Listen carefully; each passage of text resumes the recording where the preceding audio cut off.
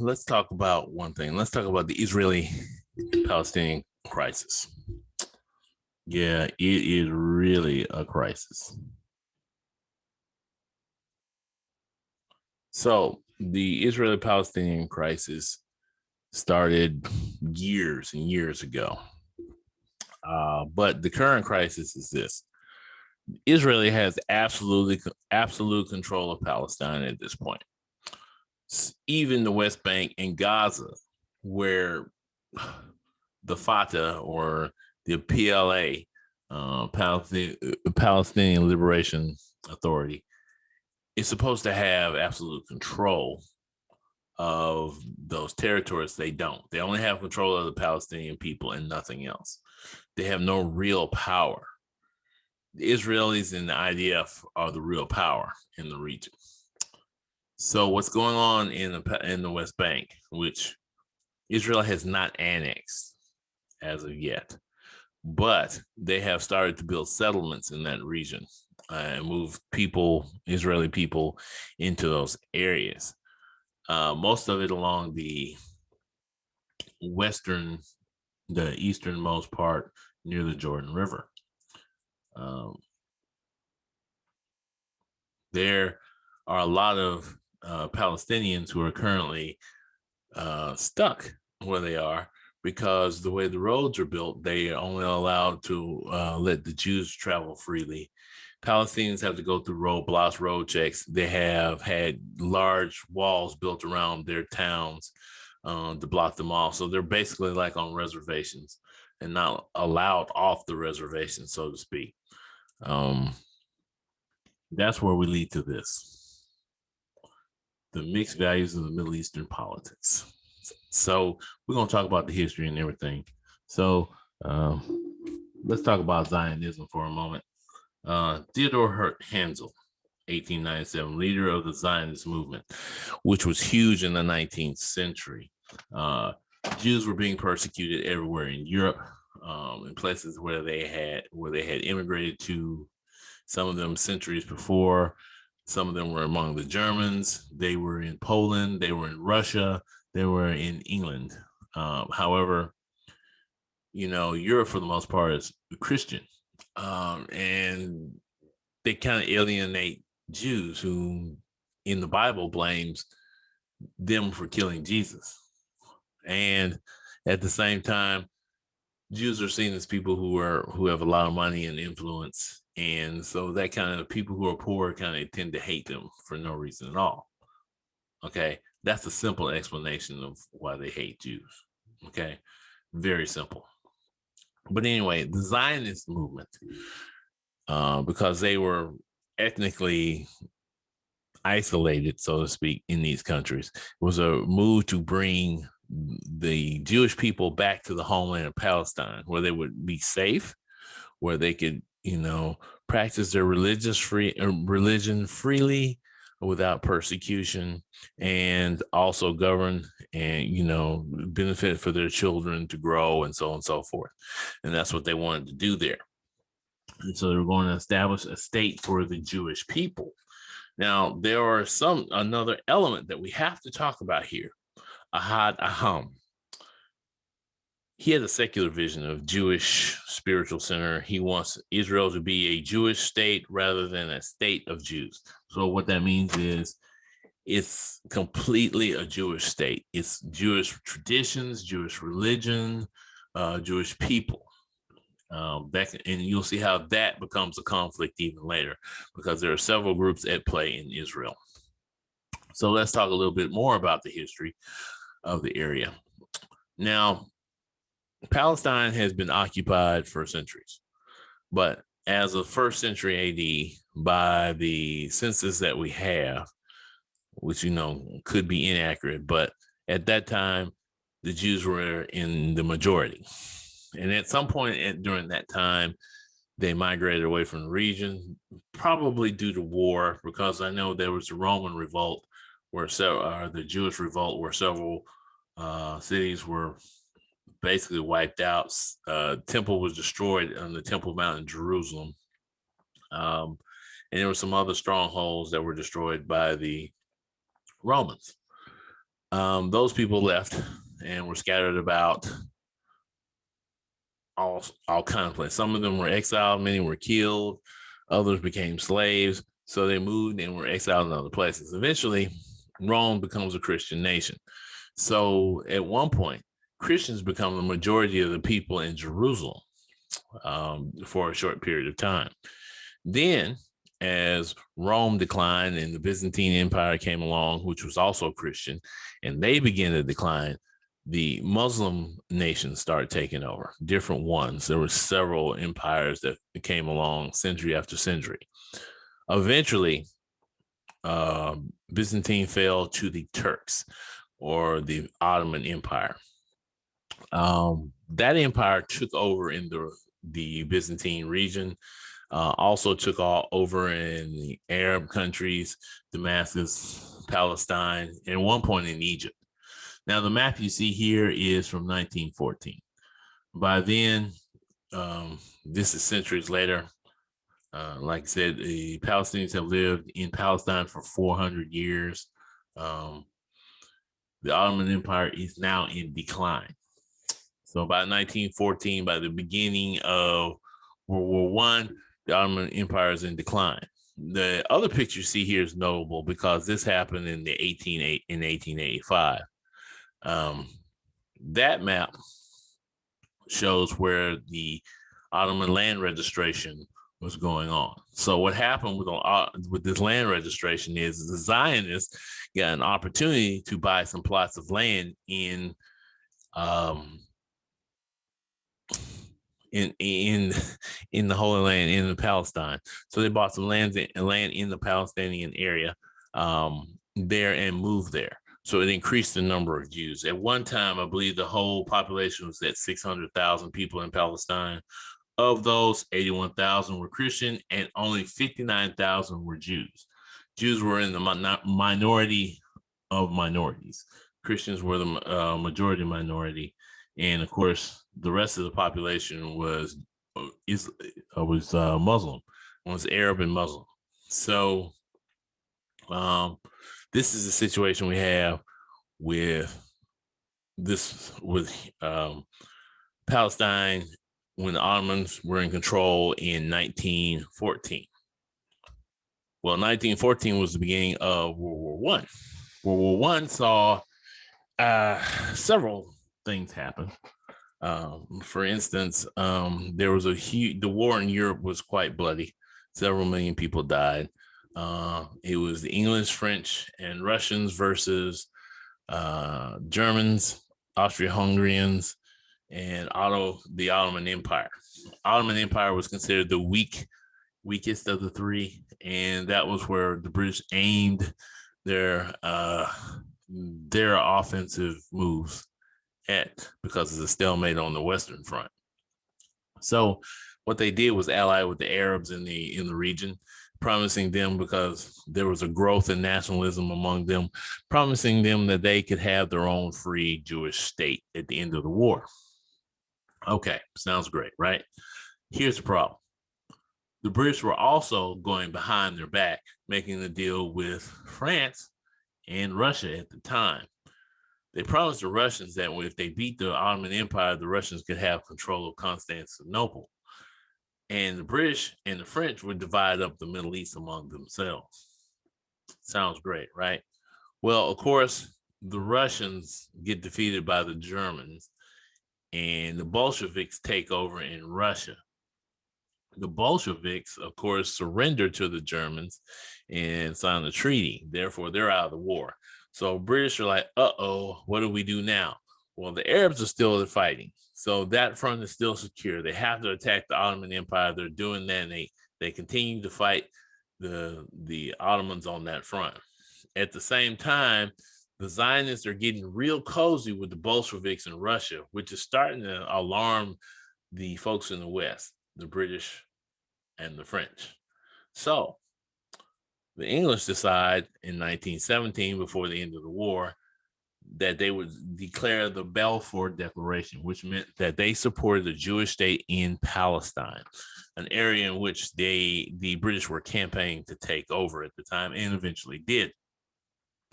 So this would give rise to the beginning of the Jewish migration to Palestine, the great Jewish migration to Palestine. And at the same time, here begins the beginning of being screwed. The Arabs are being screwed because once the war is over, the British tell the Arabs who were trying to establish these, not so fast. This area belongs to the French. This area belongs to us. Sorry, we're establishing the different governing states in the area. And again, like I said, the Arabs kind of get left out in the cold. But it's good for the Jews because now that the Palestinians have control of Palestine, they begin migrating to Palestine. 1920. You can see this wonderful chart I have here from Al Jazeera showing how migration started in 1920 and steadily decreased all the way to 1945. It kind of levels off in the 1920s because Palestine still has a large Arab population. For the longest, the colonial expeditionary force protected the Jews in Palestine. However, that became unattainable. So they stopped protecting them. So they stopped kind of saying, "Oh, hold up on the immigration thing." By the way, there's no law. It was a declaration. There's a difference between a law and a declaration. So all the Jews are steadily moving there, increasing the number of people moving back to Palestine. Again, this is all about the Zionist movement, moving back to the homeland. Lo and behold, another war comes along. The Germans act up again. We get the Nazis, World War II. And the Nazis are the evilest thing in the universe. You can't get any worse than the Nazis. The Nazis took several million Jews, put them in concentration camps. You heard about the gas chambers. You heard about the all the wonderful, the terrible experiments and other things that they were doing to these folks. Of course, eventually the Allies, United States, Britain, France, won the war. And they were considerable. France and Britain were probably the most damaged by the war, lost the most people, lost the most money. And the United States probably came out the best in this. That's why they kind of led the way at the end of this war. So the Jewish people still wanted to move back to Israel and wanted to start their own Jewish state. The United States was 100% behind it. The English and the French were like, whoa, hold up. Let me tell you how bad that's going to be. Of course, the United States didn't listen. So the United States is the top dog now. Everybody's listening to them. Thus, we get this. The first Israeli War of Independence, which started between May 15th and to the 10th June of 1948. This was the first War of Independence. It didn't last long. The Arabs attacked from all directions, Egyptians, Jordanians, Iraq. You even had Syria involved in Lebanon. They attacked the Jews in Palestine. But eventually, the Jews won and began to gain territory. And this would not be the last wars. There was Yom Kippur War, the 6-Day War, the Battle of Suez Canal. There were several wars that they fought, and the Jews gained territory. And so then it becomes this. This is Israel, Palestine. This is what we call the two-state solution. Something that the UN came with after all these conflicts started coming up. One state for Israel and another one for Palestine. Because what do you do with people who are being displaced who live there? I mean, at first they were the majority of the people that lived there. And they've got somewhere they got to go. So why not take Palestine and split it between the two of them? So that's the two-state solution. That's what the UN wanted. Thought would work. Now, the Palestinians, on the other hand, they had the upper hand. I mean, the Israelis, they had the upper hand. So this is what it ends up looking like. The West Bank is actually occupied territory. So is the Gaza. What you don't see on this picture is the Golan Heights up in Lebanon, which I believe they've given back to the Lebanese. But the Golan Heights, all three of those are what we call occupied territories. They're disputed territories. The UN would rather that the Israelis withdraw from these areas, but they have not. Fatah, which was once led by Yasser Arafat, it becomes the de facto government in the West Bank. And they basically form a government which the UN recognizes as a probationary state, not an actual state, but it's like you're on probation. So they're the governing body in the West Bank and in Gaza. That is until these guys you see up here at the top came along, the Hamas. Between the both of them, they're pretty radical groups. At one time, the Fatah was all about the absolute destruction of Israel. To a certain degree, they're now for the establishment of a Palestinian state. And Hamas is for the absolute destruction of Israel. It does not want to see Israel exist at all. It would rather push them back into the sea and out of Israel. It's not going very well for Hamas in that area. The worst they can do is launch a bunch of useless rockets into Israeli territory. As far as the Fatah goes, they try to rule. They try their hand in controlling government. And there has been a fight between Hamas and Fatah, and Hamas gained control of the Gaza Strip.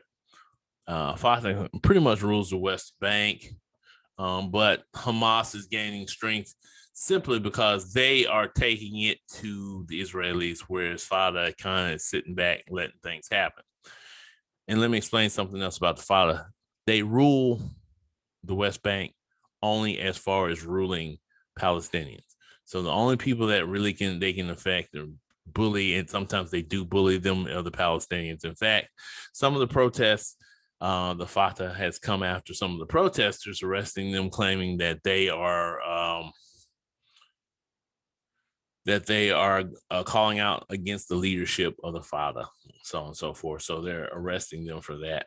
As you can see, that's sort of an issue because you need leadership in a situation like this where the Israelis are pretty much moving in on your territory willy-nilly, nonstop, because even with the UN saying don't do it, they're doing it, especially with their current leader, which is Yasser Arafat. So what we have here going on in the West Bank is settlements being settled by our wonderful friends, the Israelis. They are building settlements in and around the Palestinian settlements that are in the West Bank. The more settlements they build, less chances there will be a two-state solution. And the poor Palestinians either get evicted, which is what just happened with this last go around, or if they leave the country, they're not allowed to come back. So they become a displaced people. Now, this is what's funny. The Israelis were a displaced people who came to Israel, took up homes in this area, and now they're displacing the people that were there. So now they become the displaced people in the world, and they become the persecuted and hurt people around the world. I personally know some folks who are Palestinian. I also know some people who are Israeli. And this is where we are in the current situation in the world. As you see this picture here, there's protests going on in that area. The current leader, Netanyahu, he's been in power for a long time as the prime minister, and he's very conservative. He believes in just the absolute authority of the Israeli state. He wants to build a Jewish state. He doesn't care if the Palestinians get a state or not. He wants to create the Jewish state. So he's all for the settlements in the West Bank. Now, what you don't know about these settlements is these settlements are connected by these roads. These roads connect all of the settlements, but do not connect the Palestinians. Now, the Palestinians can use those roads, but they have to go through checkpoints, all those other things. They're walled off. I've compared this to the reservations that the Indians live on in the United States. You know, think about the colonists moved in, took over the land, and eventually, if they didn't kill the Indians, they ended up on a reservation. That's kind of what we're looking at here. We call this the Iron Great Land, but we also realize it's occupied territory. And that's basically what's going on here. And like I said, he has backing of the IDF, or the Israeli Defense Force. And like I said, they've got all the guns. The United States military gives $9 billion a year to Israel to buy weapons from the United States and Western Europe. So they use these weapons, of course, against their Arab neighbors or against their Palestinian neighbors. And in this case, they did.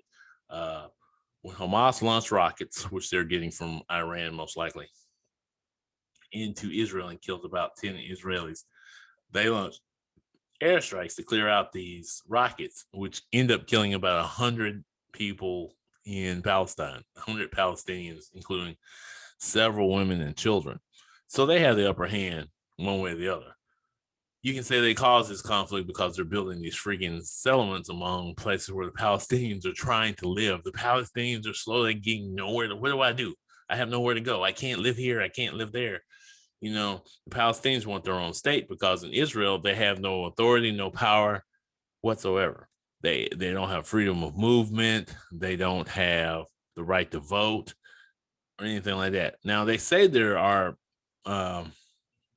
Palestinians who are part of the Israeli parliament, but really they're such a minority that they don't have any power at all in that body. So that being said, they're always outvoted when they vote against certain things that the Israelis do. And that's sort of a fear of Islam by the Jewish people. Now, I'm not saying that the Palestinians are perfect or right or wrong in any kind of way, because like I said, there are some Palestinians like Hamas who agrees with Iran that Israel should not exist at all. So they are basically fighting to destroy Israel. They don't want Israel to exist at all. But Netanyahu is typically more like Hamas than Fatah. He wants the absolute destruction of the Palestinians, pretty much, to me. That's the way it seems to me. He's a hardliner. He's that guy, but he's also corrupt. So that's another issue. And actually, there are Jews who are opposed to the settlements in the West Bank. They believe in the two-state solution. They believe they have established Israel because they are Zionists, and they believe in being there. But at the same time, they do not believe in what's going on with the settlements in the West Bank. Now, they're the quieter voices, but they are the voices that are out there. Meanwhile, the Jews, like I said, there's two different types of Zionist Jews. There's the kind who wants a Jewish state for Jewish people, and then there's the other kind who want the state to be completely Jewish, nothing else. That comes to this. So we can talk about the UN solution for this. We can talk about, you see those right there? Those are Palestinian refugee camps. Hamas. There's a lot that's going on here. So the UN wants a solution to the problem. So we don't have to have camps like that. But another thing that needs to happen is the Hamas. It's kind of a problem for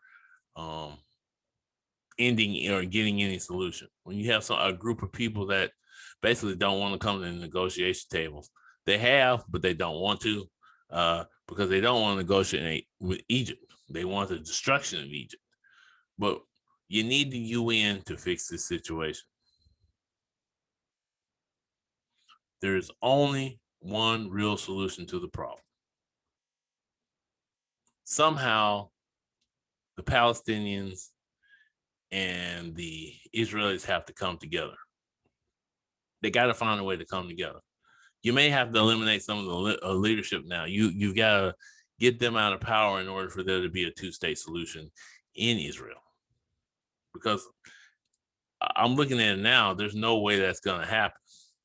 The UN needs to step in. The United States needs to stop supporting what it supports as far as Israel goes, as far as violence goes with Israel.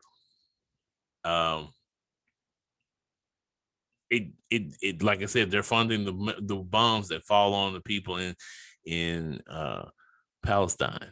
Not only that, they're giving money to people like Saudi Arabia and Yemen and Egypt to make sure that the Palestinians don't get any help at all. And that's sad. That's sad. It's terrible. But at the same time, Israelis need a place to go. They've come there. They need a place to stay. So there needs to be a two-state solution that solves the problem for both people. Oh, by the way, I put I misspelled that, but they're Jewish, right? Yeah, let's talk about Netanyahu and his who else he's expelling.